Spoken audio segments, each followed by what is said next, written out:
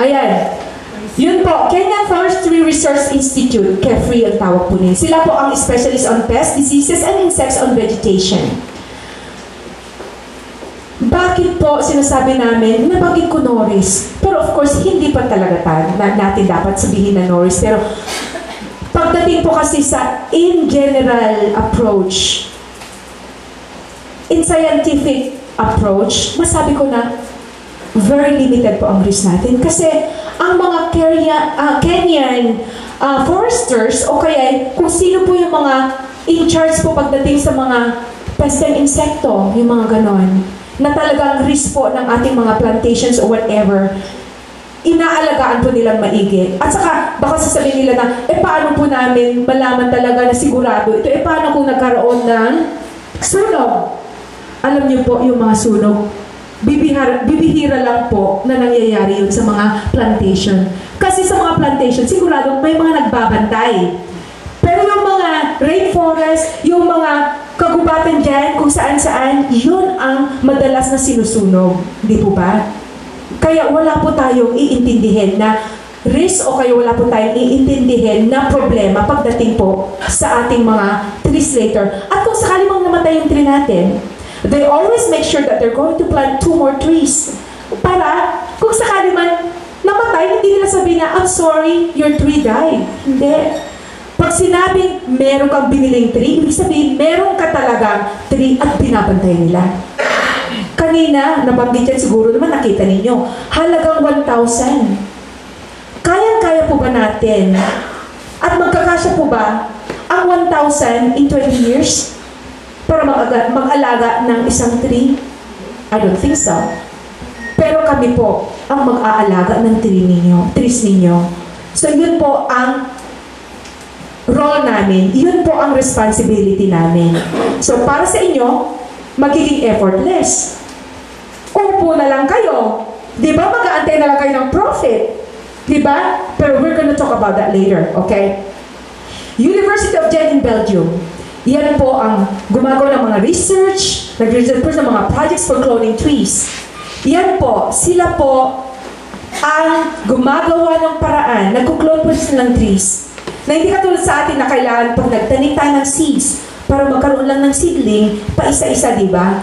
Pero because of their scientific methods, nagagawa nila ng isang leaf na propagate nila, ang tawag yun? Cloning, di ba? Pwede sila makagawa ng 1,000 o 1 million o whatever na seedlings out of that. Tingnan mo ang power ng Lord. Binigyan talaga tayo ng talento para madiscover natin lahat ito. Diba? Na-discover ng Better Globe na tingnan mo, arid land, wala nang pag-asa noon ang Kenya, Uganda, or whatever na parts ng ano. Pero bakit? Ang Better Globe said, we will do it. O, di po ba? Nagawa nila ng paraan. Okay, next. Okay, Kiambere, Kenya, 5,000 hectares. Ito po yung pinakaunang pinagdalhan po sa akin pagdating ko po doon sa Kenya noon. Nakita ko po, makikita niyo doon, November 2008, and that's January 2010. We're talking about 1.5 years. 1.5 year. Maliliit lang po, tingnan mo, masyadong, ang tawag doon, slim. Payat pa. Pero tingnan mo yung diferensya. That's 1.5 year old. How much more if we're talking about 20 years? Di po ba? So, ibig sabihin, payat yung tree mo noon, halaga lang ng 1,000 pesos noon. And then in 20 years time, naging 10 times more. Bakit? Kasi tingnan mo naman, lumaki yung tree. Of course, lalaki rin ng halaga ng tree mo na aalagaan namin. Di po ba? O, ang sarap, di ba? Kami mag-aalaga, kami magbabantay. Kayo na lang ang magre-receive na lang later on kung magkano na yung trees ninyo. Di po ba? Hindi nyo naalalahanin na, oh my God, Lakay, punta o kaya asawa ko, puntahan mo nga yung tree natin, baka mamaya binagyo, baka mamaya kinain ng kung ano-anong mga baka o ano, kambing or whatever. Wala tayong alalahanin. Okay? Alright, next. Ayun. Speaking of mga baka, mga ano, marami pong mga baka, marami pong iba't ibang mga animals po doon sa Africa. Ang gaganda. Hindi lang po natin alam ko ano po ano, pero nakita ko po, iba't iba mga elepante, mga anong zebra, name it, nandun lahat. Ang hindi ko lang nakita, yung malaking monkey, ang tawag doon? Gorilla. Sabi ko, siguro makikita na ako ng gorilla dito, ano? Mga pinsan ko. I was very disappointed. Wala pa akong nakita. Siguro, nandun lang sa pinakadulo-dulo. Pero, iba po nakita ko. Okay. Kanina doon sa presentation ng video, nakita yung ginaganon ko kanina, na ginaganon ko, same place, same area. Ito po isang rock. That's a big rock right there. Yung angulo lang kasi ng camera nasa taas eh. Pero pag nasa baba, mataas po yan. We are talking about 60,000 hectares. Biro mo, isang rock po yan. Ang paligid, ang ganda, para bang nasa paradise ka. Pero anong kulang? Kahoy. Walang puno. Tingnan mo. Diba? Napakayaman ang Africa ng lote. Pero kung wala namang silbi, it's useless. Diba? So, we have to do something. Diba? Nasa atin, katulad sa atin, diba? Meron tayo masaganang mundo. Kung hindi naman natin palaguin, pagandahin, para lahat tayo'y sumaya, makinabang, para tayo mabuhay, walang mangyayari. That's when I started to dream big. Sabi ko, may mission talaga ako, Lord. We have to do something. Hindi lang itong kapaligiran to, kundi isave din ang mga tao doon. At isave din ang Pilipinas. Kasi kada 1,000 na pagbentahan po ng trees, 100 pesos goes directly sa organisasyon. Okay?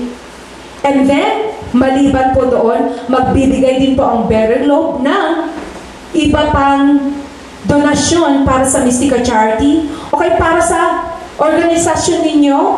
Depende po kung anong pangalan ng organisasyon nyo.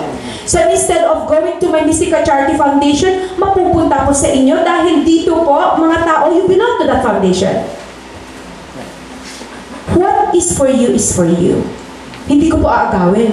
Pare-pareho lang naman tayo ng purpose eh. Saan din mapupunta yun? E di sa mga gusto rin natin, tulungan. Saan ang pinagkaibahan? Ang pinagkaibahan, yung pangalan lang ng organisasyon ko. Pero pare-pareho tayo ng purpose. Ano bang pinagkaiba ng ginagawa ngayon ng mga politicians sa ginagawa ko? Pareho? To serve the countrymen, to serve the people, to serve the kids? Pero may iba. May diferensya. Sabi mga pastor. Well, it depends. What is the motive or purpose? What is the motive? Thank you. Sabi po nila, Mystica, ginagawa mo ba ito dahil gusto mong maging politiko? Sabi ko, pinatay na po ang tatay ko dahil dyan.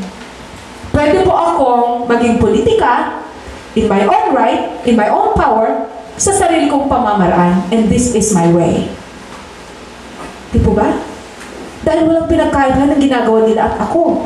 So, I'm acting as my own politician in my own ways. Di po ba? Dahil ayoko yung mabansa lang, isa ako sa nangungurakot.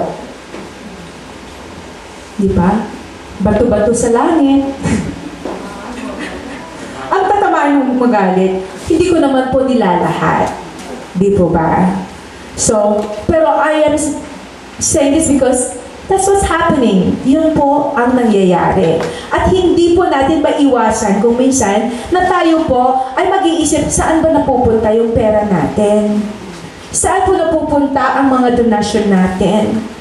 Ang donations ninyo, obviously, napunta sa tree. Hindi lang po donasyon yan. Saving.